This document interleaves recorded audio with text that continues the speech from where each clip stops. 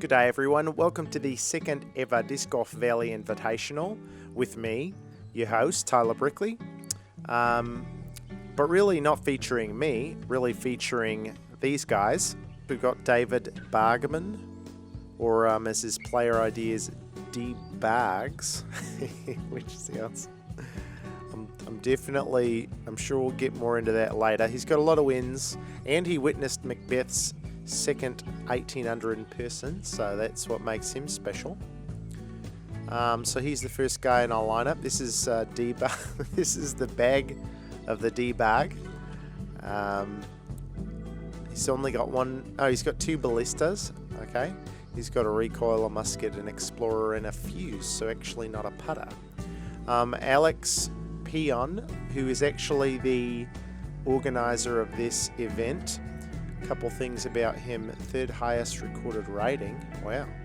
2x Pro Tour. He's played the Pro Tour twice, which I play it like once every couple of weeks, so that's not that special. Witnessed his own 18 over round in person. He's also got a fuse, but actually he's got 4 ballistas. Wow, look at that. And his name is OrangePie. Got to try and keep these guys straight. This guy's name is Matthias Van Mollet, or Mollum. That is very fancy. It's as fancy as this font. And some fun facts about him. His screen name's LonelyBelgium. So seriously, guys, you gotta forgive me. I already know we're gonna get these guys screwed up. And we're seeing apparently like a little bit of highlight reel. Oh, that's his Sports Center ace. It was featured a few weeks ago. His name is LonelyBelgium. And moderate amount of ballistas. Looks like all of these guys are putting with a fuse. So that's very interesting.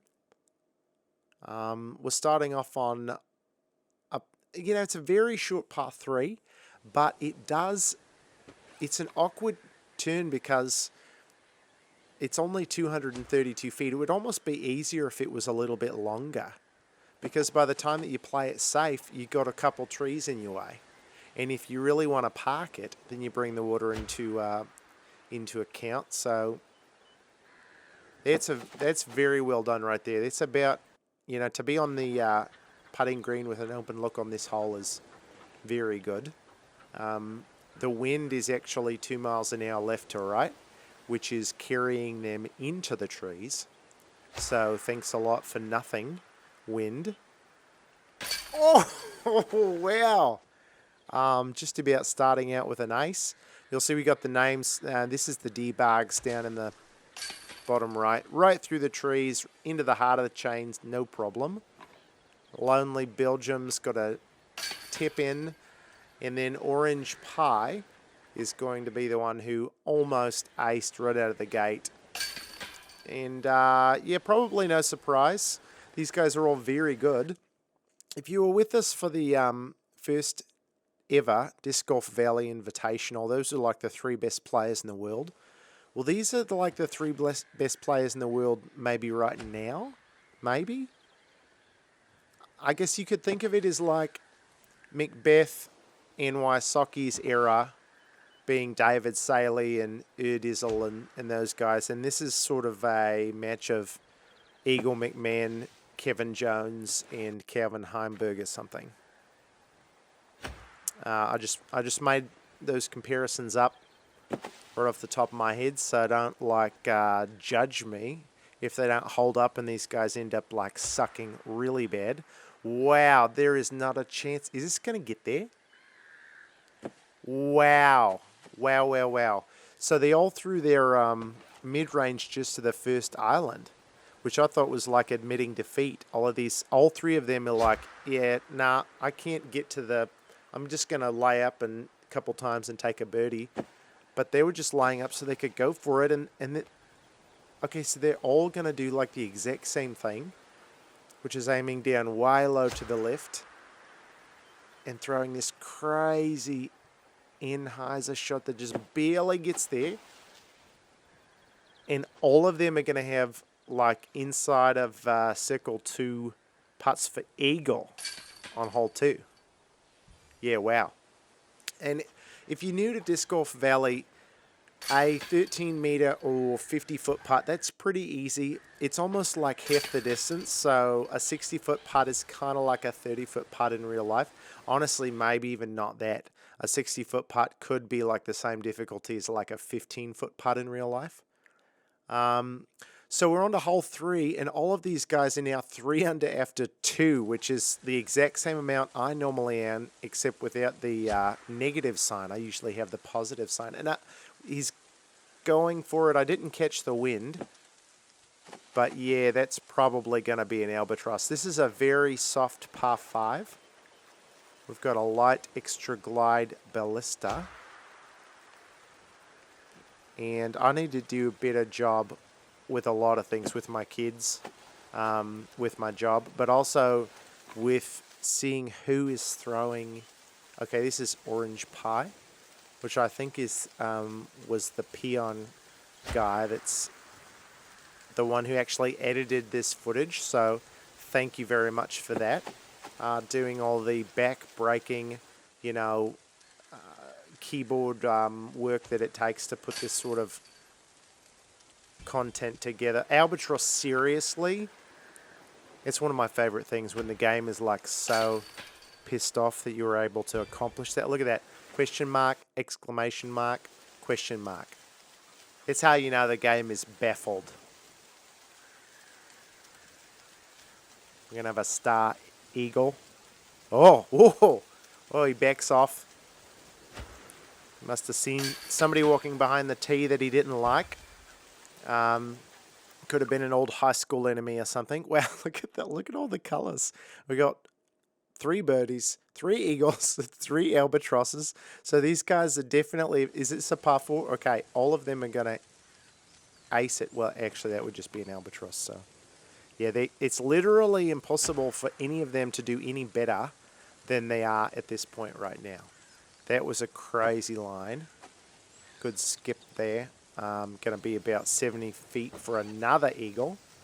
The Lonely Belgium, which, by the way, if any of you Belgium ladies are single and, you know, maybe looking for companionship or a solid life partner who is good at least one thing, contact us, you know, DM us. Wow, where is this guy aiming? What the Anheuser? He's just thrown it straight into the tree. Wow. It definitely hooked up at just the right time. I am 100% positive that that guy had no idea what he was doing. He was looking away from his phone, talking to his kids. Like, Connor, no, you can't. No, don't. Now put the remote down. And then he looked back at the screen and he had already let it go. And it definitely worked out. We're going to see 3 more eagles from these guys. Come on, OrangePie, please miss this just to give us a little bit of diversity, which is very important to have. A shocking lack of diversity here on the lead card of the second ever Disc Golf Valley Invitational. This one's another one that I feel very good about ever eagling. It's usually a throw in from about 120 feet. I'm excited to see how these guys could get any closer than that. Yeah, see, this is the line that I normally take, and that's how I normally throw it. Oh, wow. Okay, it was just a little bit better. So that's probably out to about 80 feet, I'd say. So the big skip, extra glide. Wow, he's looking way inside. Oh, but he's throwing a forehand, playing the skip. That's not that great. That's actually about where I would end up on my best day. We got another forehand coming up. Oh, is this going to be another one of those crazy? Wow. Ooh. Oh, wow. Now, how do you plan for that? I think Nico LaCastro has actually entered that guy's house and is playing for him right now. He's sitting right next to him, and every once in a while he's like, hey, Nico, would you throw this drive for me? I need to be Anheuser to get close. So help me, if we see another star eagle frame, which, yeah, this is exactly what this is going to be. Wow, how boring. I mean, ultimately, it's just like, it's the same reason that all of my friends stopped playing disc golf with me about 6 years ago. You know, they said basically what they meant. I mean, what they said was not this at all, but what they meant was it's so boring just watching you birdie everything and eagle everything and the occasional albatrossing of everything. You know, what they said was, Tyler, you talk weird and are always trying to show us stupid videos that you made on YouTube, and we don't need that kind of weird energy in our lives. So the first guy's parked it. This guy is looking like, yep, that's parked it. You don't really need me as a commentator at this point, just because this is what I could have just started this whole thing out by saying, yeah, basically everyone's going to do about 1 or 2 strokes better than you on every single hole, and they're all going to tie at the end because they're all just that good. Oh, hang on. Yeah, it was a little bit of a shank for these guys that are used to just dropping in their eagle putts and having people hand them their medals. This guy's going to have to actually make a putt. It would be very exciting to me if somebody would just absolutely screw something up. So here we go, 100 feet. Come on, OrangePie. Come on, Orange, you're going to give us something. Give us a little bit of drama or something. Ugh. Man, it was strong side. But you know how sometimes you can go so strong side that it's almost like weak side?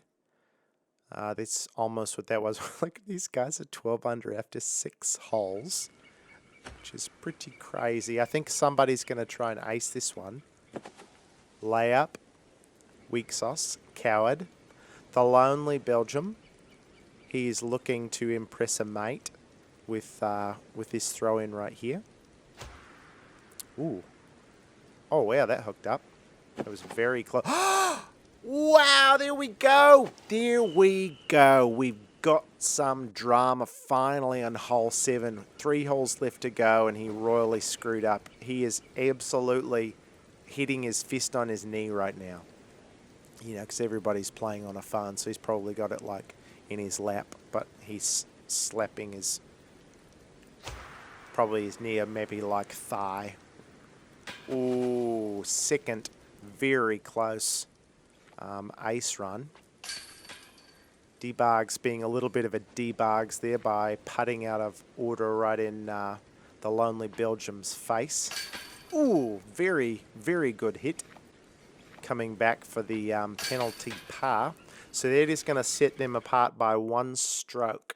The Lonely Belgium drops down to 12 under after 7 holes. A dismal performance through 7 holes by any standard. And OrangePie and DBargs are at 13 down. This one, there could be some scoring separation on this hole for sure. We got a, it's pretty short, you know, 328 feet, but there's like rocks, there's hills, there's trees. There's the occasional Democrat that comes out of nowhere and slaps your disc into the water. I don't know. I don't want to bring politics into it, but it's just what I said. So it's what we're going to go with. Good luck, Alex, in the comments. Wow, what the sky out of the park. It is high left field and gone in the worst way that you could imagine. Let's see if he's going to make the 90-foot drop zone save for birdie. Oh, look at that. He backs off.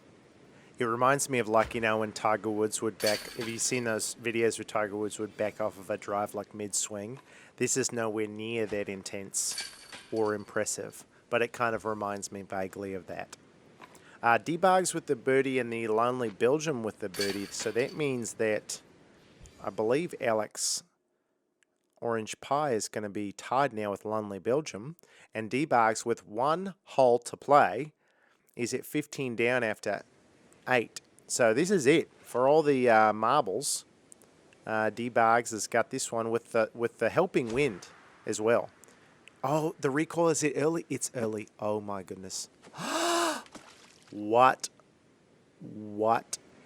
are you doing, DBargs? What are you doing? You had a 2 mile an hour right to left. Oh, wow. This is unbelievable. We're going to have a playoff. No, we're not. He is going to have to make it from the drop zone, and this is one of the toughest drop zones that there is. So we might have a three-way tie, but yeah, here we go. 134 feet to stay in it. And he's left it low. Wow, maybe he wasn't checking U-disc or something and thought that if he laid up, he was still going to get it in for the win. But he was very wrong. Him and Eagle McMahon need to learn how to use U-disc, for crying out loud, so that they know what's going on that 9th or 18th green respectively. So we're going to have a two-way tie for first. Oh, interesting. And they think we should settle it by ratings. We've got 2 16 downs. Oh, no, because the ratings are the same. Right. 2 11-38s and 1 11-11.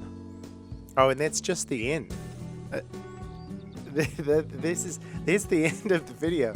Oh, I was definitely expecting like a playoff or something, as probably several of you also were. So here's what we're going to do. OrangePie and LonelyBelgium, we refuse to accept a gentleman's draw.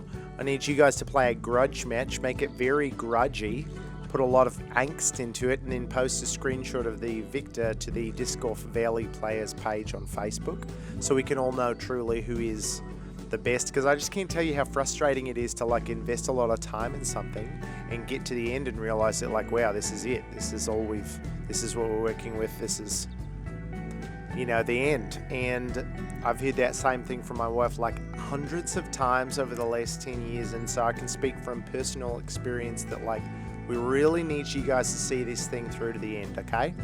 All right, guys, thanks for watching, and we'll catch you next time. Peace out.